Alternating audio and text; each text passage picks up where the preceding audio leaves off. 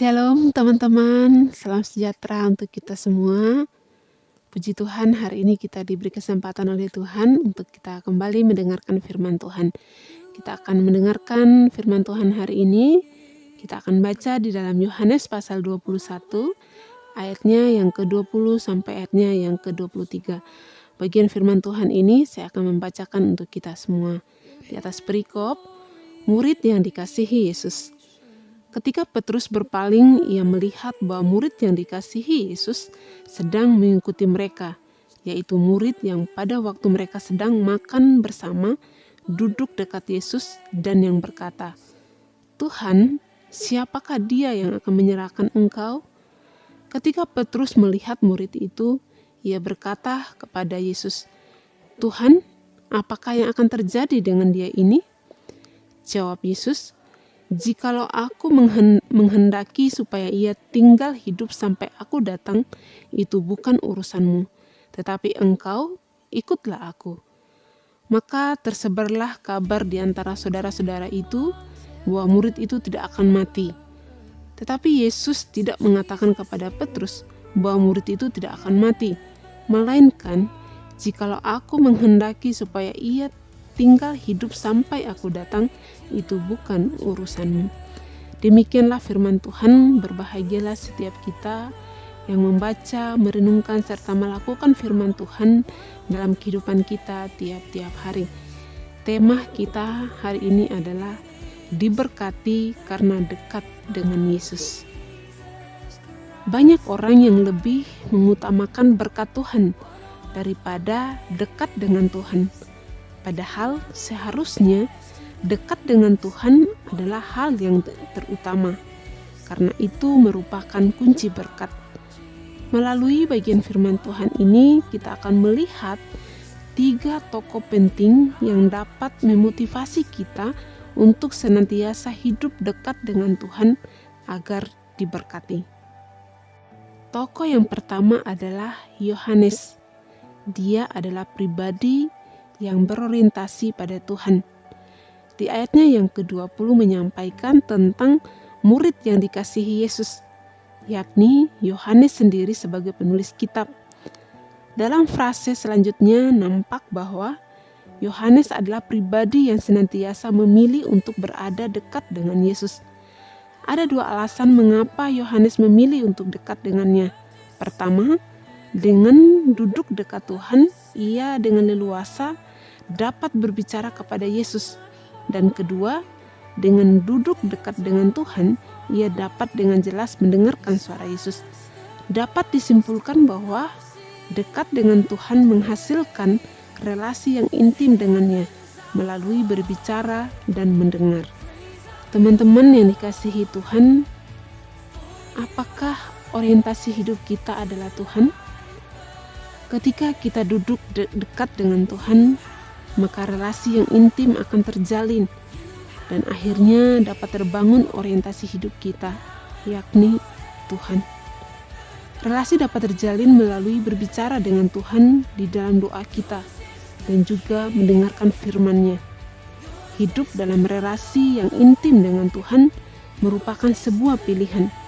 Kita sendiri yang dapat menentukan apakah saya senantiasa sedia mengambil sikap duduk dekat dengan Tuhan atau tidak. Itu kembali ke pribadi kita. Tokoh yang kedua adalah Petrus. Dia adalah pribadi yang berorientasi pada manusia. Di ayatnya yang ke-20a dan ayat yang ke-21 menunjuk pada pribadi Petrus yang senantiasa berorientasi pada orang lain dan dirinya sendiri. Ia berpaling dan melihat Yohanes, lalu hatinya tidak tenang, sehingga ia menanyakan kepada Yesus, apakah yang akan terjadi dengan dia ini? Matius 16 ayat 23 secara lebih jelas mengungkapkan bahwa Petrus tidak memikirkan apa yang dipikirkan Allah, tetapi apa yang dipikirkan manusia. Yesus menegur Petrus dengan keras, "Enyahlah iblis," sebagai pernyataan Yesus tentang strategi iblis menjatuhkan murid-muridnya. Iblis membiarkan Petrus tetap berada dalam lingkup rohani, namun tidak berorientasi pada Tuhan, melainkan pada manusia. Iblis dengan berbagai cara berusaha menjatuhkan anak-anak Tuhan dengan menanamkan orientasi hidup yang bukan kepada Tuhan, tetapi kepada orang lain atau kepada dirinya sendiri. Ketika seseorang menempatkan orang lain atau dirinya sendiri sebagai orientasi hidupnya, maka ia selalu menjadi pribadi yang membandingkan dirinya dengan orang lain. Ia bisa mendapati dirinya lebih dari orang lain dan menjadi sombong, kurang dari orang lain dan menjadi minder, atau sama dengan orang lain dan akhirnya mengalami stagnasi secara rohani.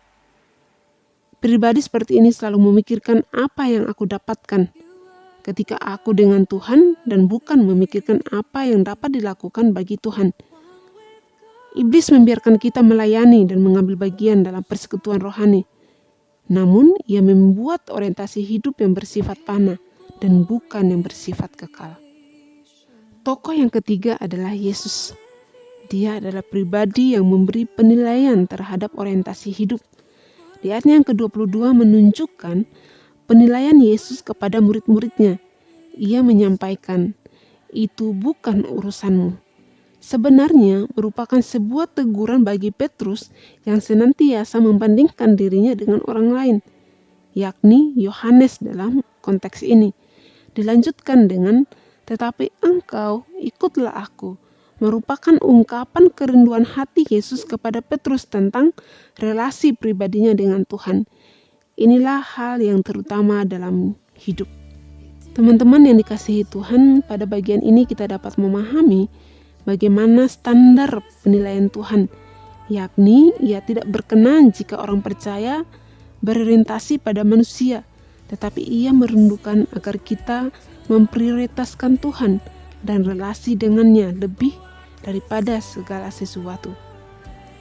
Pada bagian penutup ini kita akan melihat berkat yang diberikan kepada pribadi yang berorientasi pada Tuhan atau yang memilih untuk senantiasa duduk dekat dengan Tuhan. Di ayatnya yang ke-22 sampai ayatnya yang ke-23. Frase ini tidak berarti bahwa Yohanes tidak akan mati, tetapi sejarah mencatat bahwa Yohanes adalah murid Yesus yang mendapat kesempatan hidup paling lama. Ini menunjukkan bahwa Yohanes memperoleh pemeliharaan Tuhan, masalah kesehatan, umur panjang, dan yang terpenting adalah mendapat kesempatan lebih lama untuk melayani Tuhan. Tujuan Allah menciptakan kita adalah untuk memberkati kita.